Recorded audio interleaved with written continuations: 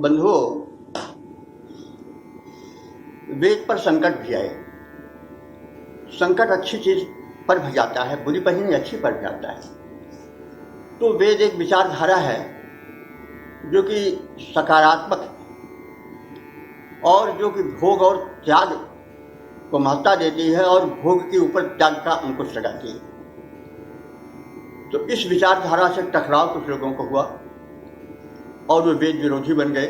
जैसे पहले भी कहा जा चुका है कि देव और दानव सब भाई ही भाई हैं, पिता एक माता दो, लेकिन विचारधारा में उनमें अंतर था। जो देवमंडल था वो भोग के साथ साथ त्याग का भी समर्थक था और जो दानव मंडल था, दैत्य मंडल था, वह केवल भोग का समर्थक था।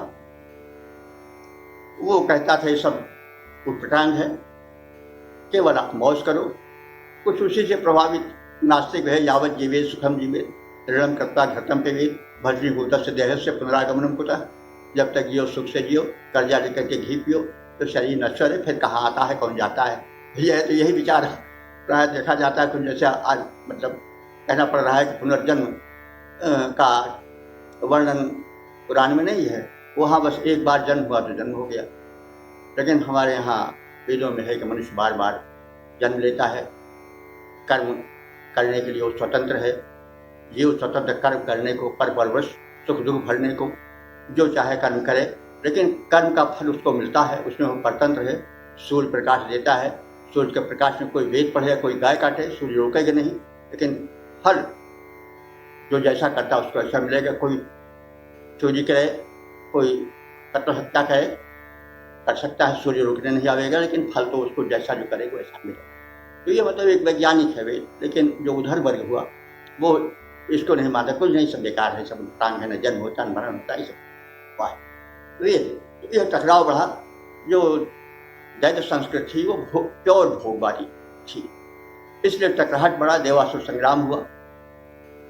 तो इस पर संकट आए। आप सब जानते हैं कि हयग्रीव नाम के दैत्य ने वेदों को चुरा लिया था और पहला अवतार विष्णु का हुआ मत्स्य अवतार। तो मत्स्य अवतार में उन्होंने हयग्रीव का वध किया। तो वेद पर और संकट आए। नास्तिकों ने कहा कि रे भाई ये सब क्या करते हो, सब प्रपंच है। अगर ऐसा होता कि किसी को खिला देने से, यज्ञ करने से, ब्राह्मण को खिला देने से जाके प्रेतात्मा को अन्न मिल जाएगा, वो तो बड़ा मूर्ख है। ऐसा है तो कोई किसी को पाछे क्यों दे, पाछे मतलब कहीं यात्रा में सामान क्यों दे, सामग्री क्यों दे, किसी को खिलाए दे घर में और उसके पेट में पहुंच जाएगा। ये तो निरर्थक बात है। जब करते हो, खिलाते हो ब्राह्मण, तो थोड़ी मूर्खता अपना धन संचय करते हो, व्यर्थ करते हो उसको, क्योंकि ये कुछ नहीं, किसी को मिलेगा नहीं। अगर ऐसा होता तो आदमी अपने घर में किसी को खिला देता और उसके से जाकर के तब सतवा चमहीना बांधने की जरूरत की थी, उसके पेट पहुंच जाता है। अरे तो ये मतलब ठगों की विद्या है, इस पर विश्वास मत करो। तो एक बात ऐसा ग्रंथ जिसको आश्रम कहते हैं, ये भी था। लेकिन नहीं, हमारे यहाँ ये संस्कृत, जो वैदिक संस्कृत है, वो प्रदान प्रधान है। देते रहो, प्राप्त करो, कमाओ, खूब कमाओ, खूब खाओ, यह है प्रदान प्रधान। हो, खूब खिलाओ, खाओ, खिलाओ, कमाओ। तो ये वैदिक संस्कृत का मूल है। वो बिल्कुल एकांतवादी या एक पक्षीय नहीं है, संतुलित। तो बहरहाल फिर जैन और बौद्धों के रूप में भी संकट आए वेदों पर।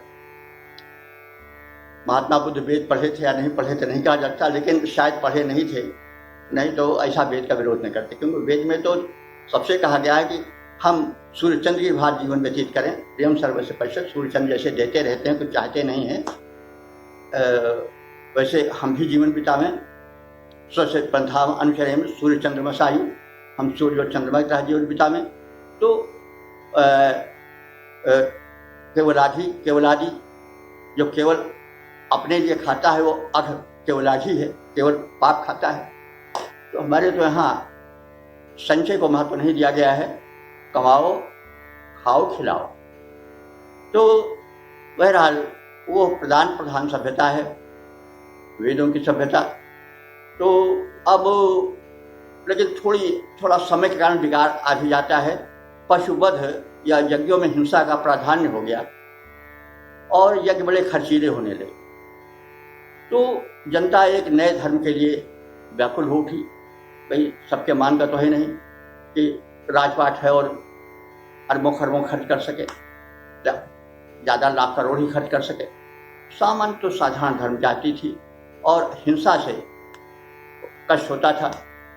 विचार उठने लगे कि अगर जब वैदिक हिंसा होती है, उच्चारण किया गया कि वेदों की हिंसा नहीं होती, उसमें जिस पशु का वध किया जाता है वो स्वर्ग सीधे चला जाता है। तो फिर इस पर लोगों ने विरोध किया कि अगर ऐसी बात है तो ब्राह्मण अपने पिता की हत्या करके क्यों नहीं डाल देता है, सीधे स्वर्ग चला जाए, बेचारे निरीह पशुओं को क्यों मारता है। तो बहरहाल ये विरोध हुआ, लेकिन ये परिणाम अति हिंसावादी हो गए जैन और बौद्ध।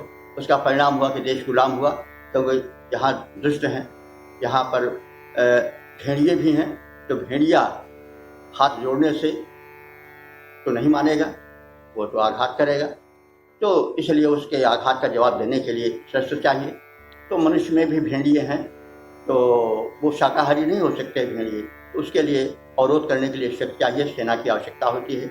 इसीलिए सेना का प्रबंध जो राष्ट्र नहीं करता है वो एक दिन खा लिया जाता है, क्योंकि एक मछली दूसरी मछली खा जाती है। एक नियम यह भी है कि जो बड़ा पेड़ होता है वो छोटे पेड़ को छाया मार देता है, उसके आहार को ग्रहण कर लेता है।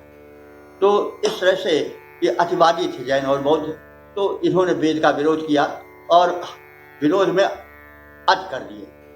परिणाम हुआ कि शंकराचार्य जैसे महापुरुषों को जन्म लेना पड़ा। उन्होंने बौद्धों का खंडन किया और कहा जाता है कि अयोध्या में भी 5000 साल से जब फैंसांग आया था चीनी यात्री, तो उसने कहा अयोध्या में 5000 बौद्ध रहते हैं, और वो बौद्धों ने इसका नाम बदल करके साकेत कर दिया था। अयोध्या के सब बिल्कुल चिन्ह मिटा दिया था, कहीं कोई मंदिर नहीं, सब बौद्ध मठ बन गए। तो फिर शंकराचार्य ने जब आंदोलन चलाए बौद्धों के विरोध में, तो वो बिल्कुल उच्छिन्न हुए भारत से, तो बौद्धों का सफाया हो गया। चीन जापान में है, वो बात अलग है। तो इस प्रकार से वेदों पर संकट भी आए, लेकिन वेद हर संकट से उबरते रहे। और मध्य युग में हुआ कि बड़ा संकट आया, जो एक आक्रामक जाति थी उसने जलाना शुरू कर दिया वेदों पुराणों उपनिषदों को। और कहा जाता है नालंदा विश्वविद्यालय बख्तियार खिलजी ने आक्रमण किया तो उसको जलाया, तो उस समय 6 महीने तक लाइब्रेरी में आग जलती रही। समझ लीजिए, 6 महीने तक आग जलती रही। कितना बड़ा साहित्य रहा होगा, इन लोगों ने नष्ट कर दिया। तो इसमें फिर धर्म एक तरफ से तलवार के बल से भी, लालच से भी धर्म परिवर्तन करने लगे। तो प्रबुद्ध समाज ने, भारतीयों ने वेद की रक्षा के लिए क्या किया कि ब्राह्मणत्व का विभाजन कर दिया वेद के आधार पर, द्विवेदी, त्रिवेदी, चतुर्वेदी, इस तरह से वेद के आधार पर। तो और हर यज्ञ शुभ कर्म में वेद मंत्रों का उच्चारण अनिवार्य कर दिया, ताकि वेद जो है वो बना रहे। तो इसलिए वो संकट भी टल गया। अंग्रेज आए, वहाँ भी कुछ बाधा हुई। पहले तो उन्होंने गणेरिये का गीत कहा, लेकिन जब सर विलियम जोन्स ने यह सिद्ध किया कि संस्कृत जो है सभी भाषाओं की मूल है, जैसा आप लोग जानते हैं कि उन्होंने बहुत लंबी सूची बनाई, सर विलियम जोन्स से, वो कलकत्ता में जज थे, हाई कोर्ट के कलकत्ता के। तो उन्होंने कहा जैसे मातृ शब्द है संस्कृत का, तो उसी से मादर बना फारसी में और मदर बना अंग्रेजी में, मेटर, इस तरह से और सब भाषाओं में विकसित हुए। जर्मन आज में पितृ है संस्कृत का शब्द, पितृ से पितर बना ईरानी में, पेटर बना जर्मन में, फादर बना अंग्रेजी में, और ब्रादर वैसे हुआ। हमारे यहाँ भ्रातृ कहा जाता है, भ्रातृ ही बिरादर ईरानी का हुआ, ब्रदर अंग्रेजी का हुआ। इसे एक बड़ी लंबी सूची उन्होंने तैयार किया। तब जो थे पश्चिम के विद्वान अग्रसर हुए और उन्होंने वेद का गहन अध्ययन किया। तो थोड़ा हम उसको बतावेंगे जब इस विषय में कुछ और आगे बढ़ावेंगे। तो जैसा कि पहले कहा जा चुका है कि संसार विरोधी गुण धर्मों का संगम स्थल है। यहाँ विरोध प्रत्येक वस्तु का होता रहा है, अच्छाई का भी विरोध होता रहा है, बुराई का ही नहीं। अच्छाई में भी लोग बुराई देखते रहे हैं। तो वेद के विरुद्ध भी आंदोलन चले। भोगवादी, दैत्य संस्कृत, त्याग गुणधर्मी देव संस्कृत के विरुद्ध रही। अनेक संकट ढाए गए, आक्रमण हुए, आक्रांताओं ने हमारे वैदिक साहित्य को, वाङ्मय को नष्ट भ्रष्ट किया, अग्नि के हवाले कर दिया। लेकिन फिर भी वेद में कुछ ऐसी प्राणवती शक्ति रही है कि वेद कभी नष्ट नहीं हुआ, अंकुरण उसका होता रहा और उसी के आधार पर बना हुआ सनातन धर्म आज भी अमर है। अन्य सभ्यताएं एकांगी थीं, मिस्र की, बैबोलियन, सुमेरियन, आज वे सब नष्ट हो गई। यूनान, मिस्र, रोमा सब मिट गए जहाँ से। कुछ बात है कि हस्ती मिटती नहीं हमारी, तो हमारी हस्ती क्यों नहीं मिट रही है? क्योंकि उसमें वैदिक भावना का सम्मिश्रण है और हमारी संस्कृत वैदिक संस्कृति की देन है। तो वेद के विस्तार के लिए बड़े प्रयत्न हुए, वेद भाष्य भी लिखे गए। तो इस क्रम में विद्वानों ने सबसे पहले निरुक्त का नाम लिया। निरुक्त में शब्दों का निर्वचन है, वैदिक शब्दों के अर्थ दिए गए हैं। तो उनका आधार लेकर के वेद पर भाष्य लिखे गए। प्राचीन भाष्य रहे होंगे, कहने को तो रावण को भी वेदज्ञ कहा गया है, उसने भी भाष्य लिखा था ऐसा सुन पड़ता है। और यदा कदा जहाँ तहाँ इति रावण करके मिलता भी है भाष्य का वर्णन। तो लेकिन जो उपलब्ध है उसमें स्कंद स्वामी का भाष्य प्रसिद्ध है। स्कंद स्वामी गुजरात के बल्लभी के निवासी थे। इन्होंने ऋग्वेद पर भाष्य लिखा। इसमें इन्होंने निघंटु का सहारा लिया, निरुक्त का सहारा लिया। तो लेकिन ऋग्वेद पर ही इन्होंने केवल भाष्य लिखा है। इनके बाद वैकुंठ स्वामी, ये दाक्षिणात्य थे, इनका भी भाष्य है, लेकिन वो ऋग्वेद पर ही है। वैकुंठ माधव जो चोल साम्राज्य से संबंधित थे, उनके भी भाष्य की चर्चा है, किंतु ये सब भाष्य पूर्ण नहीं है, विशेष करके ऋग्वेद से ही संबंधित है। इस भाष्य की परंपरा में सर्वाधिक प्रसिद्ध नाम है सायण का। आचार्य सायण भी दाक्षिणात्य थे और विजयनगर राज्य में बुक्क नरेश के दरबार में उच्च पदाधिकारी थे। नरेश के अनुरोध पर इन्होंने वेद भाष्य किया। चारों वेदों पर इन्होंने संस्कृत में भाष्य लिखे, लेकिन यजुर्वेद पर इन्होंने कृष्ण यजुर्वेद पर लेखनी उठाई, जो दक्षिण भारत में प्रचलित है। शुक्ल यजुर्वेद पर इनका भाष्य नहीं उपलब्ध है। शुक्ल यजुर्वेद पर उव्वट और महीधर का भाष्य उपलब्ध है। ये दोनों विद्वान कश्मीरी थे और कहा जाता है कि उव्वट जो थे वो आचार्य मम्मट के, जो कि काव्य प्रकाशकार हैं, के भाई थे, ऐसा सुन पड़ता है, लिखित भी मिलता है। तो सायणाचार्य मीमांसक थे, उनका भाष्य का दृष्टिकोण मीमांसा परक रहा, कर्मकांड परक रहा। तो इनका समय 14वीं शताब्दी माना जाता है। तो ये सब विद्वान जो हैं वो दाक्षिणात्य हैं और गुजरात के का भी सहयोग इसमें रहा है। इधर मध्य युग भारतीय इतिहास का अंधकार युग कहा जाता है। वेद पर भाष्य कार्य नहीं हो सका। जो विद्वानों और संत महान विभूतियों का कार्य हुआ वो संस्कृत से अधिक संस्कृत रक्षण पर हुआ। भक्ति आंदोलन चला। निर्गुण सगुण संतों ने भक्ति परक और ज्ञान परक अपने विचार प्रकट किए, लेकिन उसमें वेदों को विशेष स्थान नहीं दिया गया। वेदों की दुहाई जरूर तुलसीदास आदि ने दिया, और तुलसीदास जी ने यह भी कहा कि वेद की महिमा विदित है, वेद अक्षुण ग्रंथ है, इसका विरोध करने वाला संसार में स्वयं मिट जाएगा, स्वयं खंडित हो जाएगा, वेद कभी खंडित नहीं होगा। उन्होंने कहा है कि तुलसी महिमा वेद की, विदित सकल संसार, यह निंदत निंदित भयो, विदित बुद्ध है बताए। तो वेद के तुलसीदास जी परम भक्त थे। नाना निगमागम पुराण सम्मतम उन्होंने कहा भी है, और स्थान स्थान पर वेद की महिमा का वर्णन किया है, कहा है कि वेद में कहा गया है। लेकिन वेद विषयक जो संहिता आज की बात है वो उन्होंने सीधे कुछ नहीं कहा।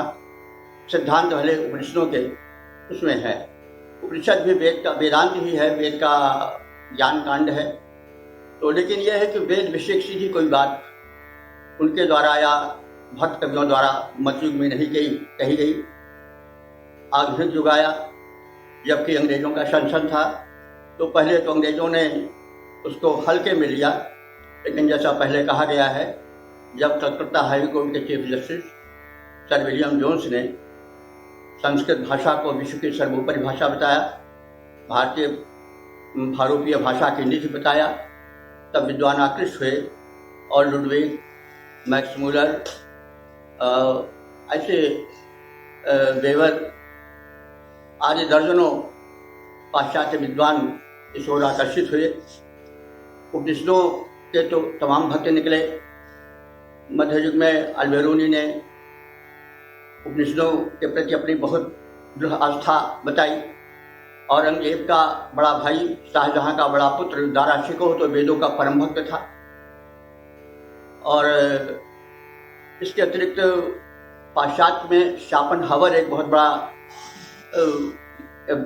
दार्शनिक हुआ है।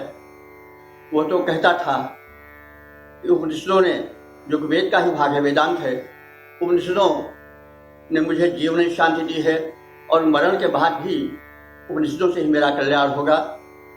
उसने यह भी कहा है कि उपनिषदों का धर्म इतना सार्वभौम धर्म है, मानवता को लेकर के चला है, ज्ञान का शुद्ध प्रकाश उसमें है, और एक ना एक दिन आगे पीछे वो दिन भी आवेगा जब विश्व का मान्य धर्म उपनिषद होगा। तो यह शोपेनहावर का मत है। तो इस प्रकार से वेदों के, उपनिषदों के भक्त अनेक हुए हैं। अब भाष्य परंपरा में इधर जो नाम खास तौर से आता है वो स्वामी दयानंद सरस्वती का आता है। इन्होंने वेद का पुनरुद्धार किया, एक आंदोलन चलाया और सन 1875 ईस्वी में आज समाज की स्थापना की, जिसका मुख्य उद्देश्य था वेद का प्रचार, वैदिक सभ्यता का विकास और उसी आधार पर समाज सुधार। किंतु स्वामी जी का जीवन संघर्ष भरा रहा। उन्हें विष देकर के अंत में मार भी दिया गया। तो इसलिए उन्हें वो समय नहीं मिल पाया कि वो वेद पर पूरा भाष्य लिख सकें। वे ऋग्वेद और यजुर्वेद पर ही भाष्य लिख सके। उसके पश्चात वो परम धाम गामी हो गए। विद्वानों में, विशेष करके आर्य समाजियों में छिटपुट प्रयास चलते रहे। उन्होंने वेद मंत्रों का पर भाष्य लिखे, लेकिन एक तरफ से कोई भाष्य नहीं लिख सका।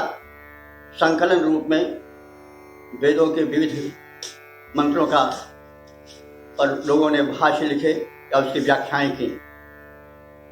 तो इस तरह से यह भाष्य परंपरा चलती रही।